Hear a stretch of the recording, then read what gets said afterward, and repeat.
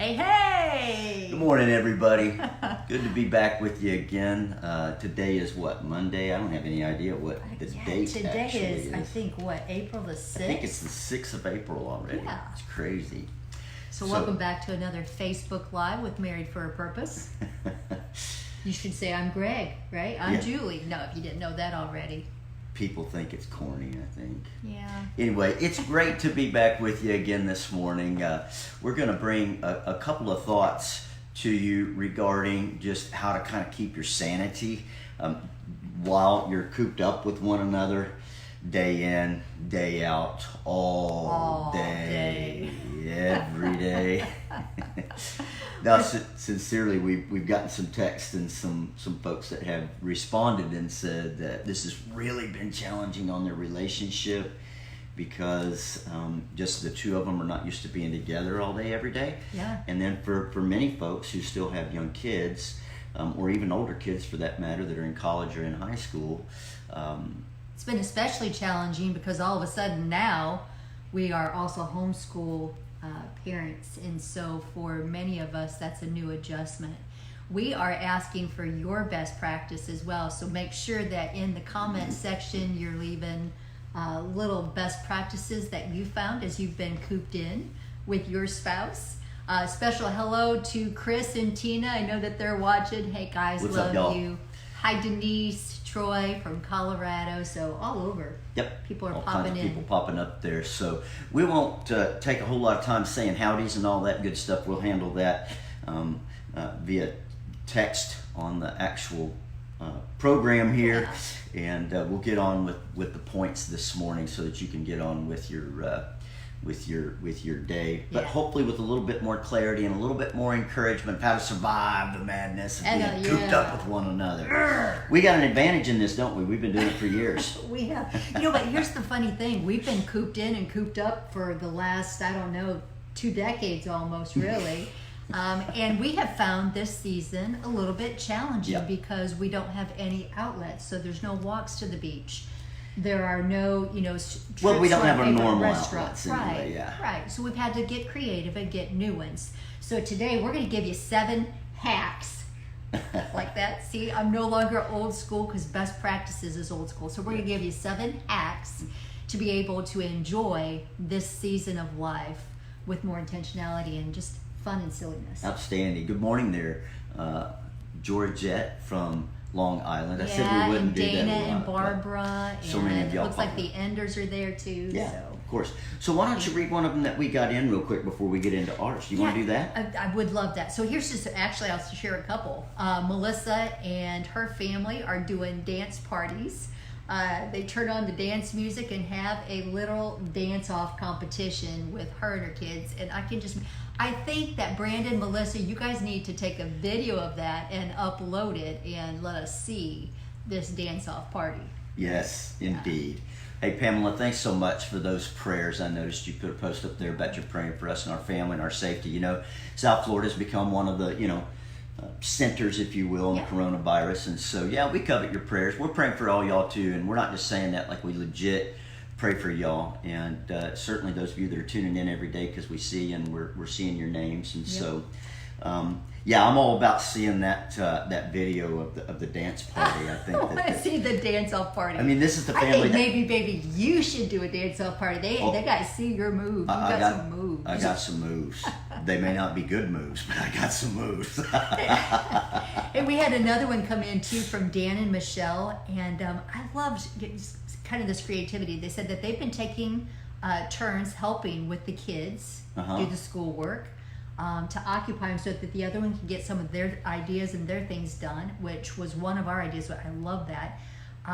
They've been spending time each day as a family, going out for walks. And then they've also been doing these things where they're walking independently for their own time and reflection, which is another key hack. It's that one we of the things we're going to talk down. about. Yeah. So why don't you kick us off now? We'll come back to those in a minute. Okay. All right. So the very first hack, I think, is to set the intention. And the intention is simply this, a simple question to start out your day. And that is, what do we want for this day? It's a great question, and again, one that would do us to ask on any given day, even if we're not pinned up together, you know. What is the intention for the day? And I think for us, when we take the time, and we've recently gotten recommitted to setting the intention for the day, when we ask that, then it just allows us to kind of do that old adage that we've heard. I think Stephen Covey was the one who came up with begin with the end in mind.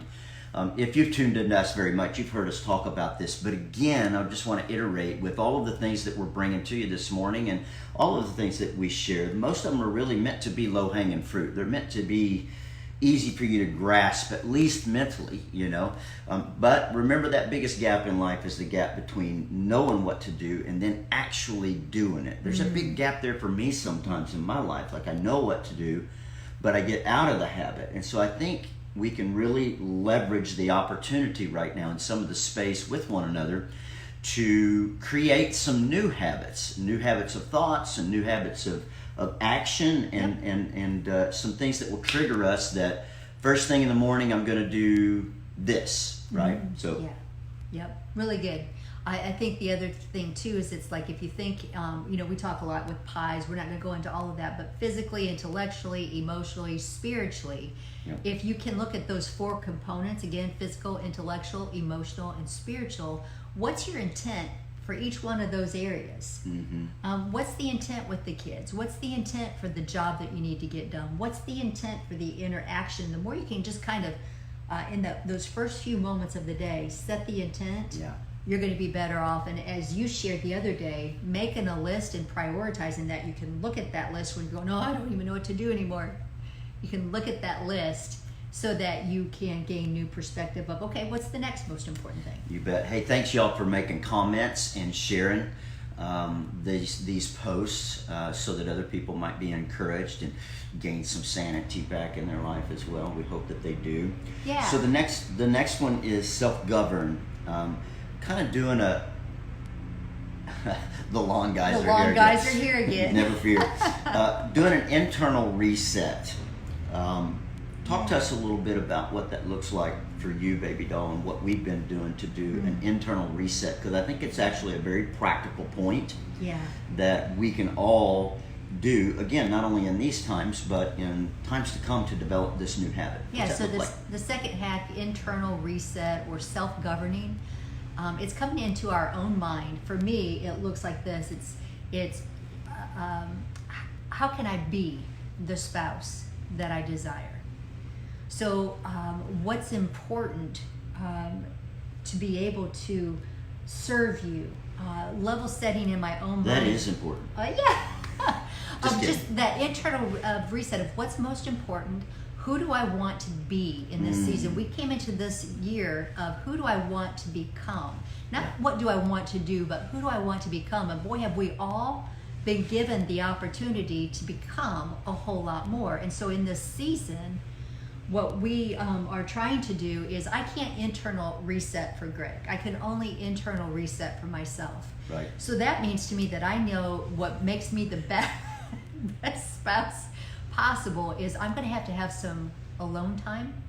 I'm going to have some Jesus time. I'm going to have time for self-reflection, which is why I like what Dan and Michelle are doing. Not only are they taking walks with one another, they're taking walks independently. So they understand that thing of self-governing and internal resetting, so that my mind, that I'm seeing the best, believing the best, and speaking the best. Those are the rules for my road, if you will, for operating and being a good spouse. Yeah, and I think when we say see the best, believe the best, and speak the best, it sounds like we're trying to be cute or something. We're really not. It sounds kind of cute, and it's got a little rhythm to it and all that good stuff, and we encourage you to truly memorize it, But I think in a real practical manner, where that best practice, where that hack came from, is it's what we've had to learn to discipline our minds to do. I don't always naturally see the best, speak the best, and believe the best of Julie. Better not call her the wrong name. Who's Sue? I don't know. Sully. See, this quarantine really is getting to me. I'm just kidding. But legit, like, but if we pause and we think, okay, what can I do to become a better person during this time period? How can I become the spouse that I want my spouse to be, right? Because we generally reflect, you know, That's so and not just for 5 minutes or something, but like legitimately become better and grow during this time period. I saw on Facebook there's like 1.2 million likes and views, and there's these two dogs that were literally turning on one another, and they were turn around and yip yip yip yip, you know, fighting in the next one, and then all of a sudden they were quiet, and then they turned, and it said, you know, couples in quarantine. And the truth is so much happens right here. Yeah. This yippity yip begins in our mind of seeing the best, believing the best, and speaking the best. And Yep. so when we've gotten even a little bit sideways during this time, I've stopped. I've done the internal reset of, man, I got a great spouse. And he sure is good looking. And he's a good daddy. And he's funny. And sometimes you've wanted to be funny when I was just a little bit irritated because I couldn't go to Hobby Lobby. And yeah, so it's the internal reset to self-govern. What's number? Which is just practically pausing for a second and saying, okay, you know, and you may have to do this several times, but it's just pausing for a moment and resetting the energy of the day and intentionalizing, if you will, your own thought processes and what it is that you're going to think about. Because what you think about, you bring about. So we want to make sure that we're thinking about what we want to bring about, not what we don't want to bring about in our spouse and in our kids and such. Yep. What's next that we got here? Actually, go ahead, yeah. Well, number 3 is to give each other room. I think that we're here, not the 6 foot, get back over here in the camera. The idea is we're at home together, but that doesn't mean we need to spend every waking moment, every waking second together. So if you want to do a puzzle, go do a puzzle. You don't need your spouse to have to do the puzzle with you. If you want to watch a show. Thank God. I'm just saying. If you want to clean out the garage, you can do that alone too.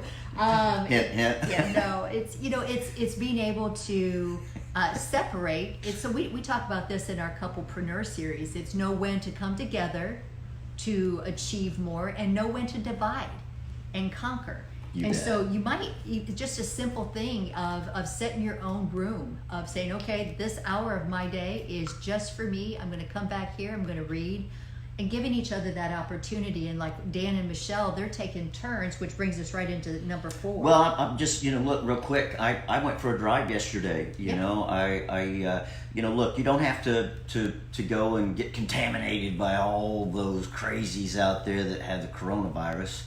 You can just drive.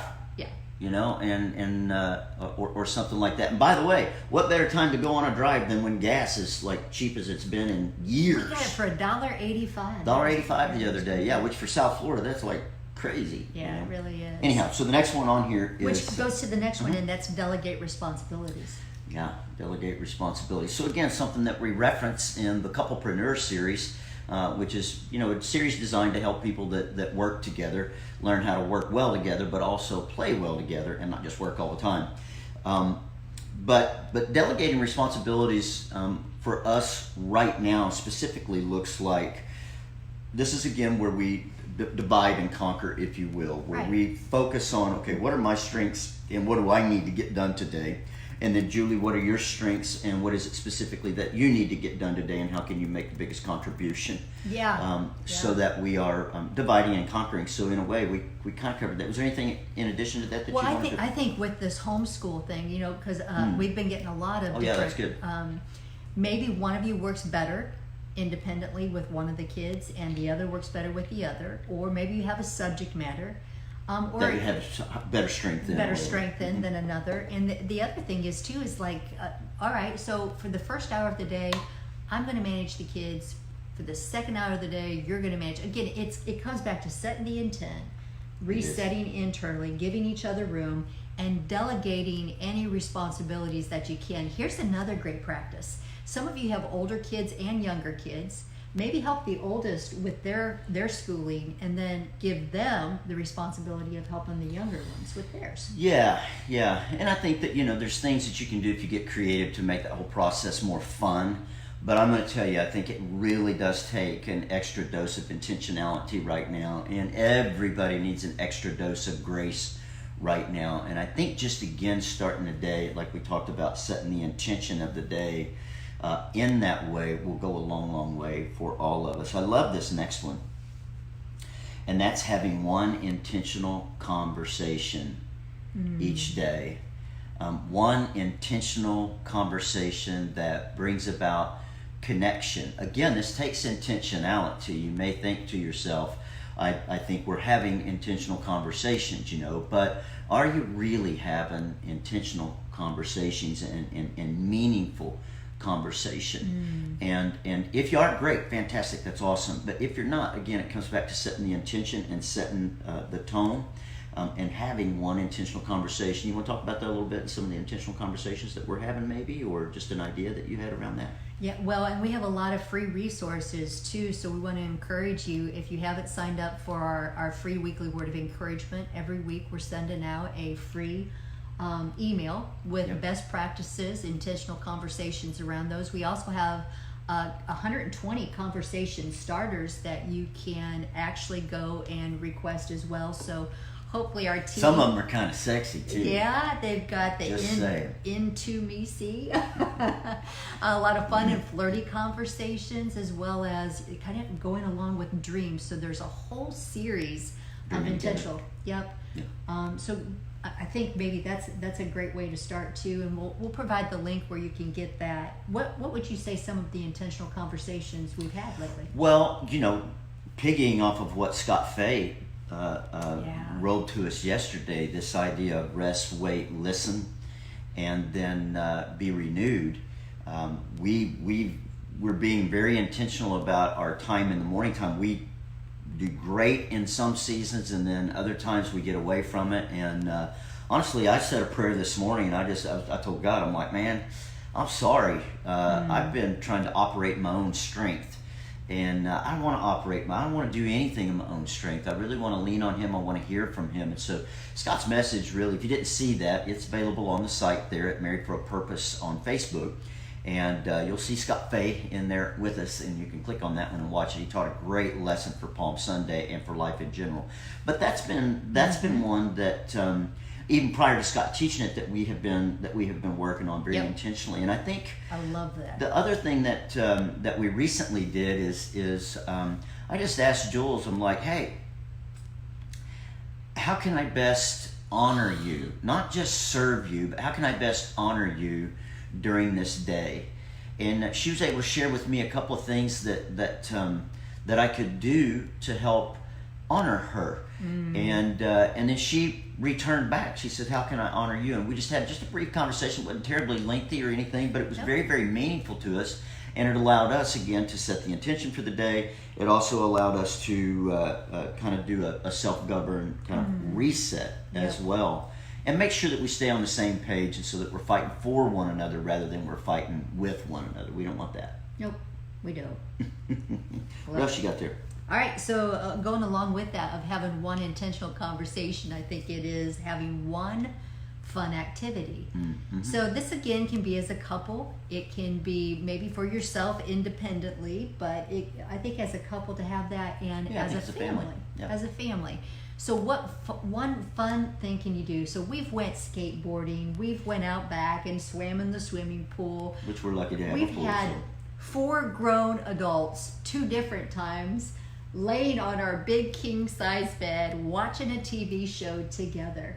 I know one of the things that we want to do, especially in this week as it's Palm Sunday through Good Friday, is we're going to watch The Passion together as a family, and then have conversation and take communion together. I started to say, we've been taking communion every day too. I don't know if you've ever done that in your home or not, but I would encourage. It may seem, I don't know, if you've not done it, it may seem weird. It's like, oh, that's something we do at church. But I would really encourage you, maybe even just for this week, just try it maybe once a day.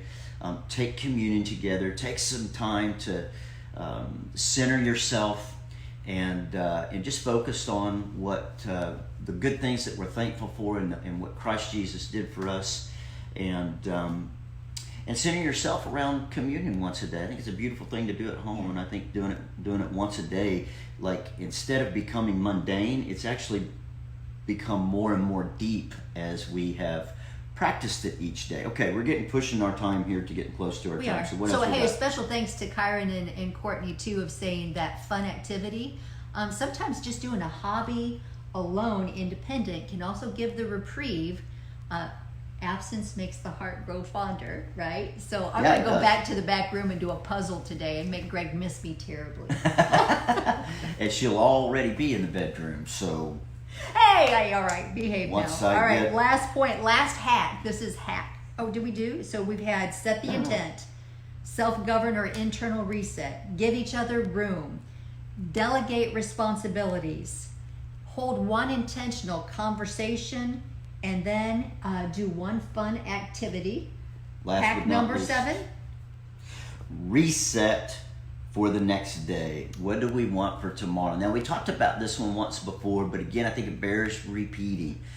What we're saying is that sometime prior to the end of your day today, think specifically about what you want tomorrow to be about. What do you want to get accomplished independently or together in your day? And if you could set the intention ahead of time and kind of plan your day, it'll help you be a little bit more organized. You can ask yourself, if tomorrow's a great day, you can use the vision tool that we talk about so much. If we have a great day tomorrow, what does that actually look like? And then set some parameters on what a great day actually looks like, and work towards that end on the next day. Yeah. If I added another 8th one, Yeah. is just don't take yourself so seriously.